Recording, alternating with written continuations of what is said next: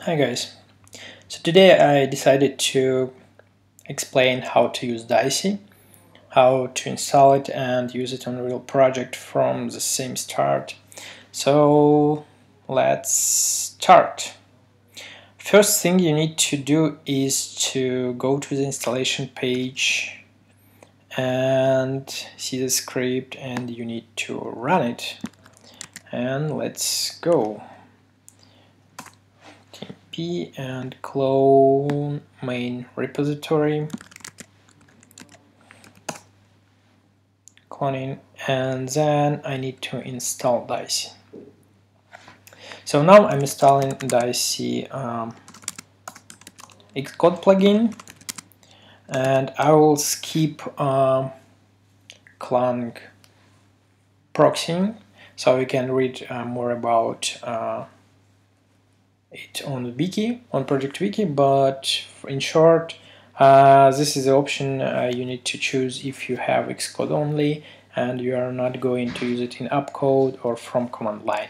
If you are those guys, so you can just install it with this -s option. Right, so now I can, what this installation phase done is it downloaded Xcode plugin and installed in your system. So now when I open Xcode, I can see additional options here, so I can now recompile and inject everything I want. We'll be injecting source files. Now we just need to open some project, ComponentKit, examples, right, wild guesses. Second part I need to do is to install DYCI to your project. There is small parts that need to be in your project. So in this example, I'm doing it through pod file, so I'm using Cocoa Pods, but you also can download framework, or if you're using Carthage, you can do it also.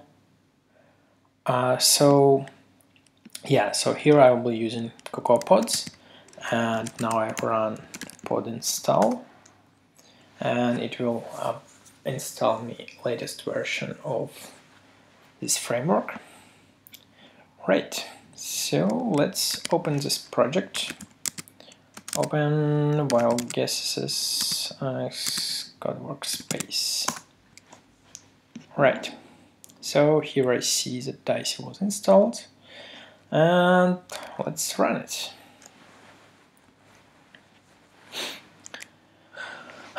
It's compiling and it's annoying because it takes too much time, too much our precious time.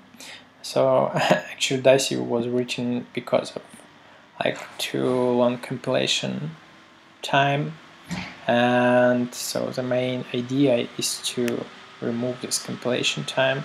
So when you need to see changes in your code, you should be able to see those immediately, not waiting for your project to restart.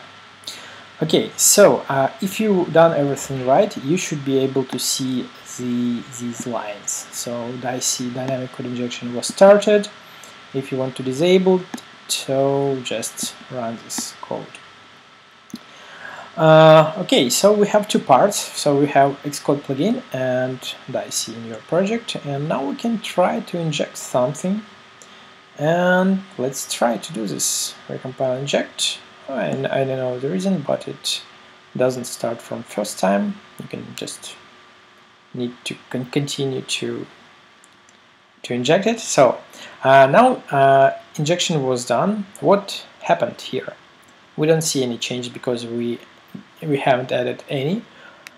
So what happened? So this file was recompiled and wrapped to dynamic library and delivered to your application.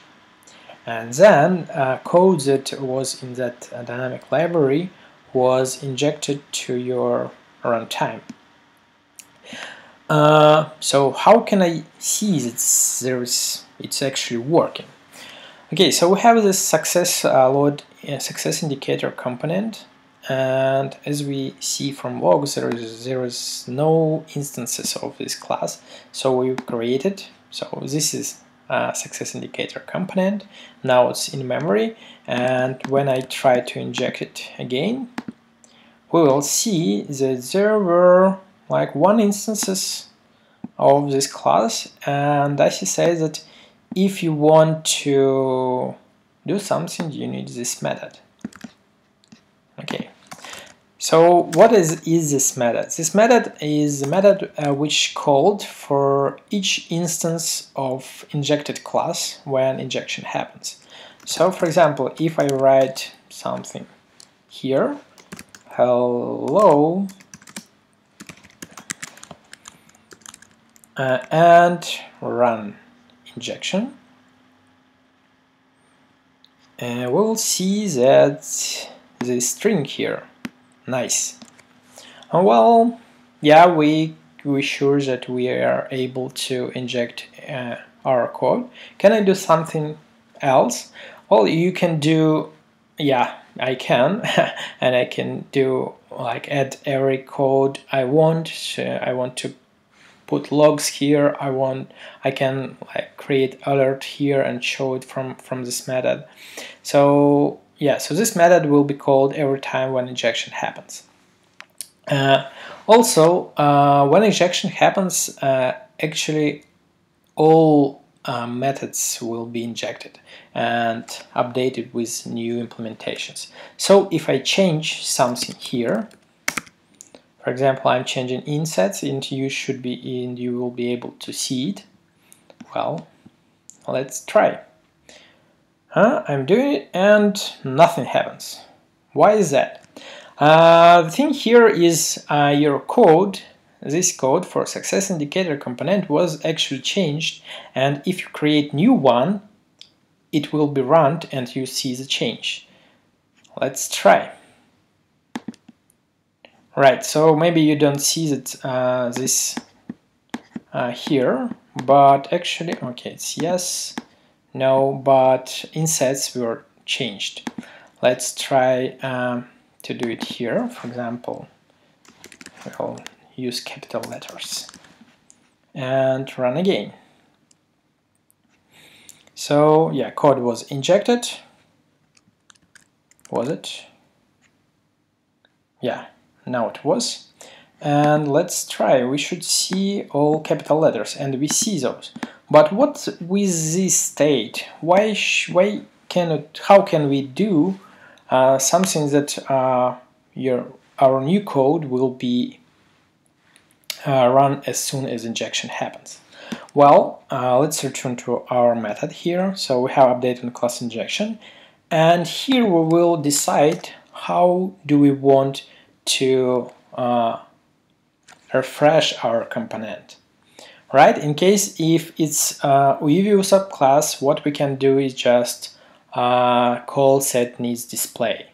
In case of Facebook ComponentKit components, we can run this method. Well, it's pretty strange, but what it does, it just recreates all components from root view, and this means that all components will be recreated, so we will see change immediately.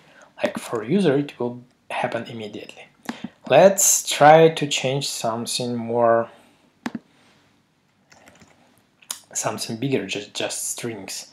Let's insert another label here.